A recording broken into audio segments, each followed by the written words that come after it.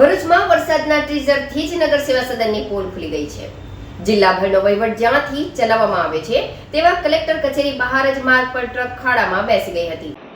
ભરૂચ જિલ્લામાં નૈઋત્યના ચોમાસાનું આગમન થયું છે, પરંતુ ચોમાસાના આગમન સાથે જાણે સમસ્યાઓનું પણ મંડાણ થયું છે. માત્ર છૂટાછવાયા વરસેલા વરસાદના કારણે રોડ બેસી જવાની ઘટના સામે આવી છે. આજરોજ સવારના સમયે કલેક્ટર કચેરી બહાર એક ટ્રક માર્ગની બાજુમાં ફસાયું હતું.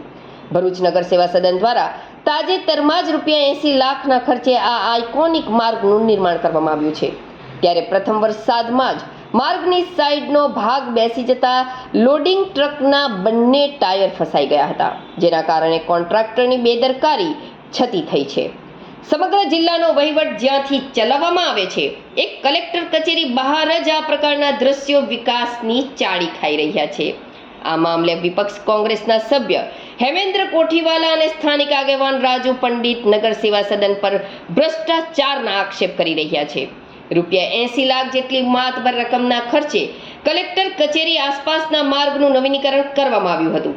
ત્યારે પ્રથમ વરસાદમાં જ આ પરિસ્થિતિનું નિર્માણ કેવી રીતે થયું તે સહિતના પ્રશ્નો તેઓ દ્વારા કરવામાં આવ્યા છે. કલેક્ટર કચેરી બહાર જ આ પ્રકારના દ્રશ્યો જોવા મળતા નગર સેવા સદનના ચીફ ઓફિસર હરેશ અગ્રવાલ ઘટના સ્થળે દોડી આવ્યા હતા અને કામગીરીમાં કચાશ ક્યાં રહી ગઈ તેનું નિરીક્ષણ કર્યું હતું.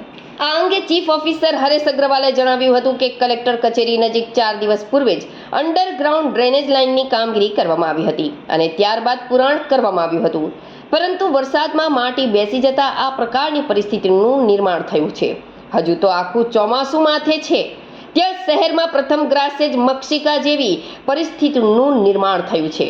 કલેક્ટર કચેરી બહારના જ માર્ગ પર આવી તકલાદી કામગીરીના દ્રશ્યો જોવા મળે તો આંતરિયાળ વિસ્તારોમાં શું પરિસ્થિતિ હશે એની કલ્પના કરવી પણ મુશ્કેલ છે. કામગીરીમાં બેદરકારી દાખવનાર કોન્ટ્રાક્ટર સામે કડક પગલાં ભરી દાખલારૂપ કાર્યવાહી કરવામાં આવે તેવી માંગ ઉઠી રહી છે. ભરૂચ નગરપાલિકા દ્વારા કલેક્ટર કચેરી આગળનો આઇકોનિક રોડ બનાવવાની કામગીરી ચાલુ છે.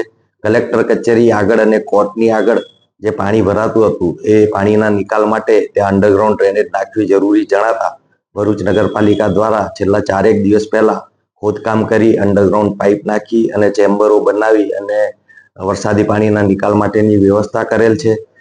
ખોદકામ કરવામાં આવ્યા પછી પુરાણ પણ કરવામાં આવેલ છે, પરંતુ ગઈકાલે રાત્રે જે વરસાદ પડ્યો છે એના કારણે ખોદાણ કરેલી માટીનું સેટલમેન્ટ થયેલ છે, જેના કારણે ત્યાં માટી પોચી થતા ત્યાંથી જે ટ્રક પસાર થયેલ હતો એ ટ્રક પોચી માટીની અંદર જવાના કારણે ટ્રક ફસાયેલ છે.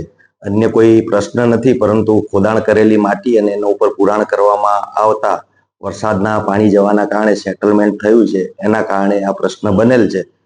નગરપાલિકા સત્વરે એનું વ્યવસ્થિત પુરાણ કરી અને એટલા ભાગની અંદર ફરીથી પેચવર્ક કરશે.